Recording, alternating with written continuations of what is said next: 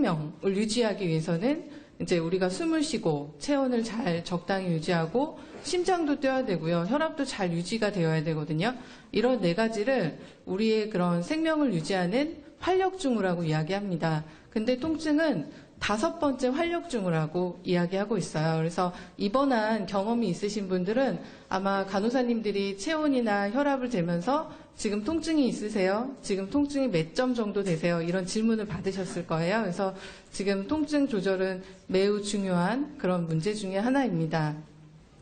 통증이 조절되지 않으면 아프면 당연히 잠도 잘 못 주무시겠죠. 피곤하고 입맛도 없고 아무것도 하기 싫어요. 그래서 일상생활에 지장을 받고 결국은 이제 기분도 너무너무 안 좋고 사람 만나기도 싫고 그러면서 이제 삶의 질이 많이 저하가 됩니다.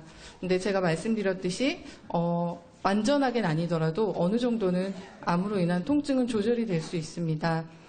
제 강의는 통증이 생기는 원인에 대해서 말씀을 드리고요.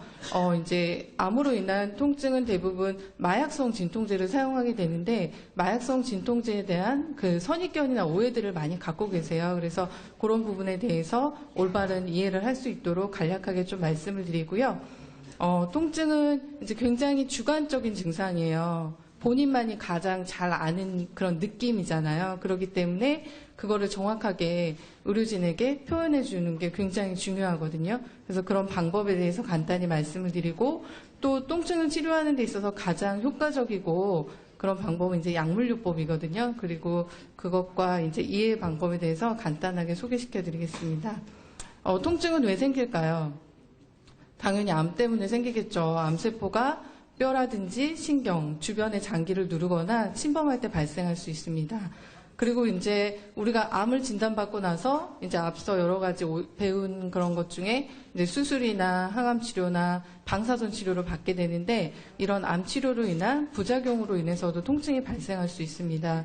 그래서 이제 수술하고 나서 바로 이제 급성 통증이 있죠. 그래서 이제 진통제 주사나 이런 것들을 많이 맞게 되고 또 항암 치료하면서도 입안이 너무 얼어서 구내염으로 인해서 통증을 경험하거나 요새는 이제 또 손발저림을 유발하는 그런 항암제들이 많은데요. 이제 그런 걸로 인해서도 통증을 경험하게 됩니다. 물론 이제 암 때문에 주로 통증이 생기긴 하지만 이제 일반인이나 아니면 면역 기능이 약해진 경우에 대상포진으로 해서 신경통증 같은 걸 경험할 수도 있고 무리한 활동으로 이제 근육통이나 두통 이런 것들을 경험할 수도 있겠죠. 이제 마약성 진통제에 대해서 이제 간략하게 좀 알아볼 텐데요. 이런 질문 굉장히 많이 하세요. 마약성 진통제를 자꾸 쓰면 중독되지 않나요? 이런 얘기를 많이 하시는데요. 실제로는 그렇진 않습니다. 이런 의료진이 처방해준 진통제로 통증 조절을 할 때 중독되는 경우는 매우 드물다고 되어 있고 1000명 중에 1명으로 굉장히 드물다고 되어 있어요. 그래서 이런 중독을 너무 염려하셔서 마약성 진통제 사용을 기피하거나 그런 꺼려하실 필요는 없다는 게 굉장히 중요한 점이고요. 또 이제 이런 말씀도 많이 하시는데요. 처음부터 너무 강한 걸 쓰면 나중에 진통제가 잘 안 들으면 어떡하냐 이런 질문 하세요. 그러니까 지금 이 정도 나쁜 건 참아야지. 혹시나 내가 병이 굉장히 많이 진행이 돼서 그때 통증이 너무 심할 때 약이 잘 안 들으면 어떡할까? 이런 질문 굉장히 많이 하시는데요. 실제로는 그렇진 않습니다. 왜냐하면 마약성 진통제는 우리가 최대 용량이 정해져 있지 않아요. 그래서 통증이 심한 정도에 따라 계속 증량할 수가 있거든요. 그래서 이제 나중을 위해서 이런 진통제를 꼭 아낄 필요는 없다는 점을 알고 계셔야 되고요. 또 이제 항암 치료를 열심히 받고 있어요. 그런데 이제 진통제를 쓰면 혹시나 항암 치료가 잘 되지 않진 않을까? 그런 얘기를 하시거든요. 근데 이제 실제로 위암의 간전인 경우에 이렇게 간에 전이가 너무 심하면 상복부에 통증 같은 게 있을 수 있거든요. 근데 이제 항암 치료를 하면 효과가 있으면 그런 부분이 크기가 줄어들면 통증이 좋아지실 수 있으세요. 그동안에는 진통제를 충분히 잘 드시고 조절하시는 게 굉장히 중요하거든요. 그래서 이거의 답은 아니라는 거죠. 그래서 진통제를 적절하게 잘 사용해서 통증 조절이 잘 되면 오히려 환자의 전신 상태가 좋아져서 치료를 잘 받아나가실 수가 있어요. 그래서 이제 진통제를 복용하지 않고 참을 필요는 없다는 거고요. 제 강의의 거의 중요한 내용은 지금 말씀드린 이 3가지 정도만 잘 기억하고 계시면 되고요. 그리고 이제 통증은 표현하는 게 굉장히 중요하다고 되어 있습니다. 그래서 본인이 어디가 아픈지, 또 어떻게 아픈지, 이게 이제 어떻게 아픈지는 뭐 만약에 이제 둔하게 아픈지 아니면 손발이 저리고 이리 쑤시다 이러면 사용하는 진통제 종류가 좀 달라질 수 있어요. 그래서 이런 부분들, 그리고 이제 뭐 기침을 하면 나는 더 아프다, 누우면 좀 덜하다 이런 것들, 그리고 이제 하루 종일 아픈지 아니면 가끔씩 심하게 아픈지 이런 부분들에 대해서 좀 알고 계시고요. 가장 중요한 거는 얼마나 아픈지 이런 걸 잘 표현해 주시는 게 굉장히 중요하거든요. 앞서 말씀드렸지만 통증은 굉장히 주관적이기 때문에 본인만 잘 안다고 말씀을 드렸죠. 그래서 이제 조금이나마 저희가 환자분의 통증을 객관적으로 평가하기 위해서 이제 숫자 통증 등급이라는 걸 사용하고 있어요. 그래서 입원할 거나 하셨으면 이 얘기를 들으셨을 텐데, 이 숫자 통증 등급은 0은 하나도 통증이 없는 거고 10은 상상할 수 없을 정도의 심한 통증을 이야기합니다.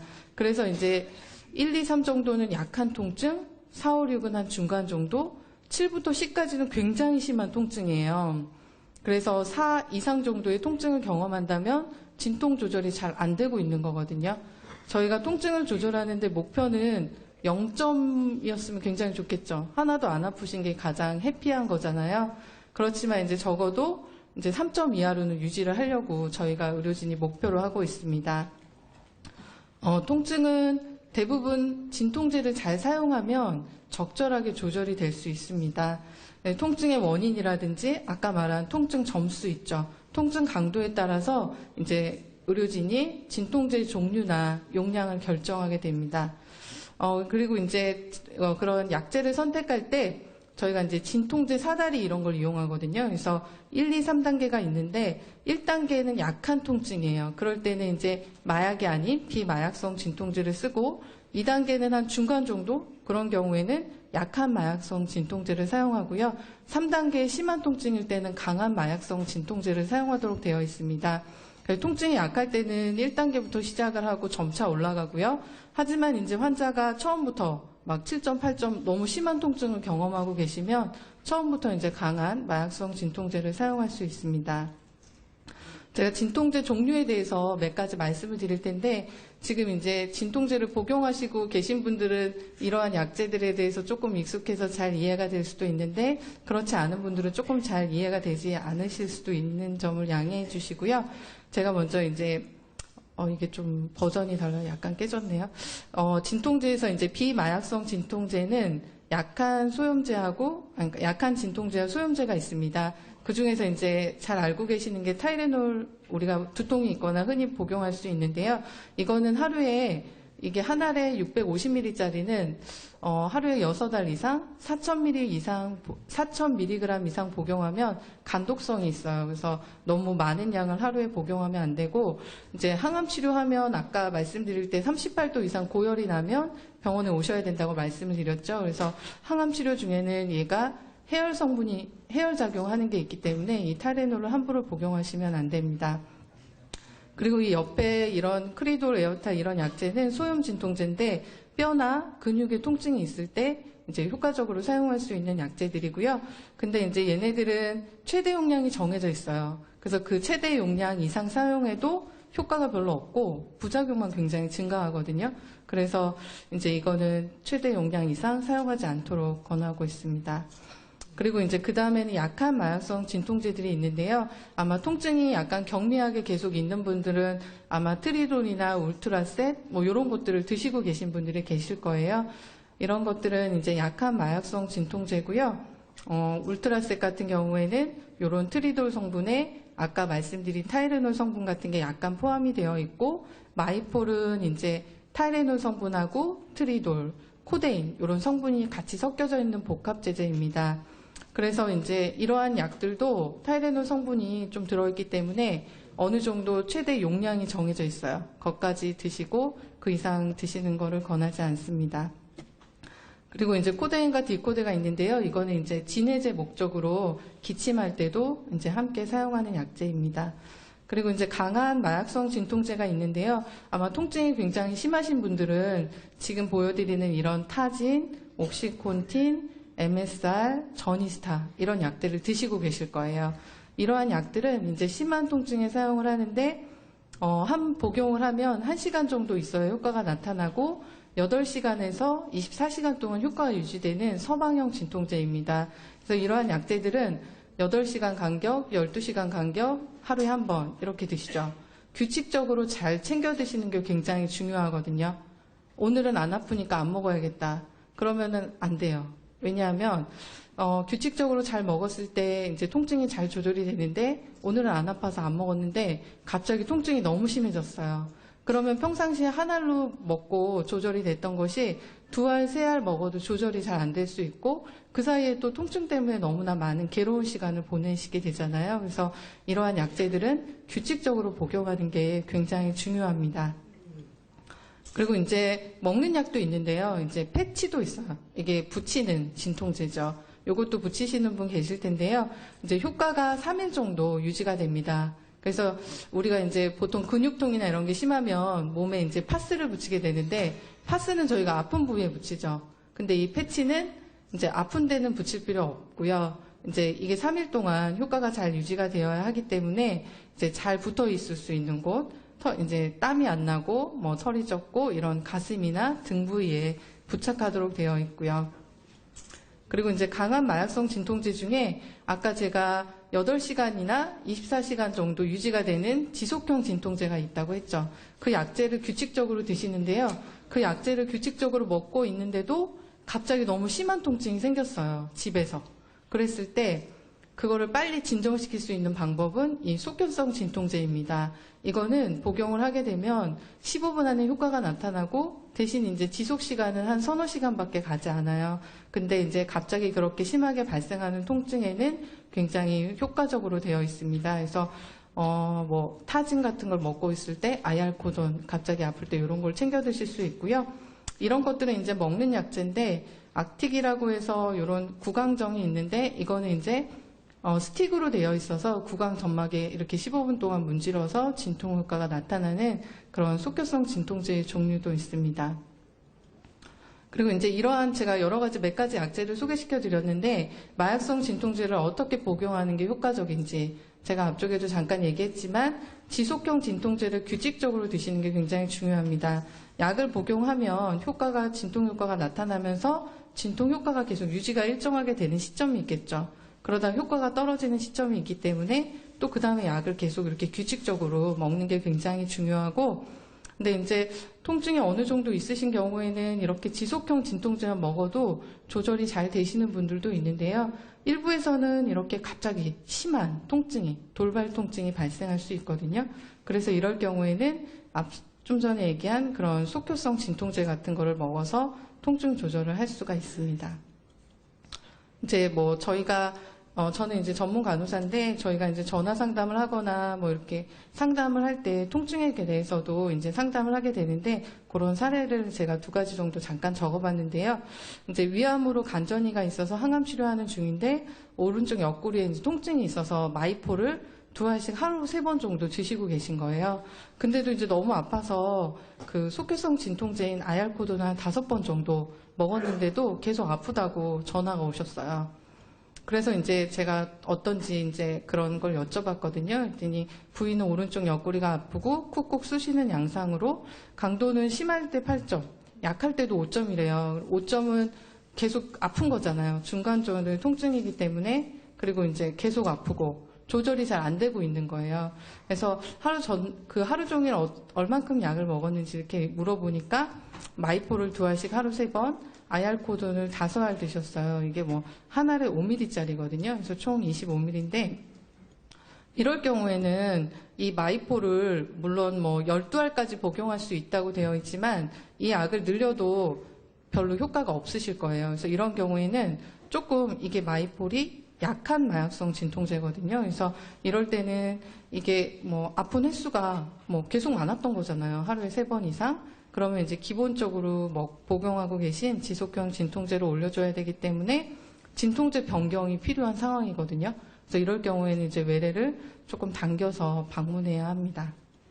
그리고 이제 또 하나 말씀드리면 배에 통증이 있어서 타진이라는 지속형 진통제를 20mg을 하루 2번 먹고 있는데 중간에 아파서 또 속효성 진통제 아얄코돈을 4번 정도 드셨대요.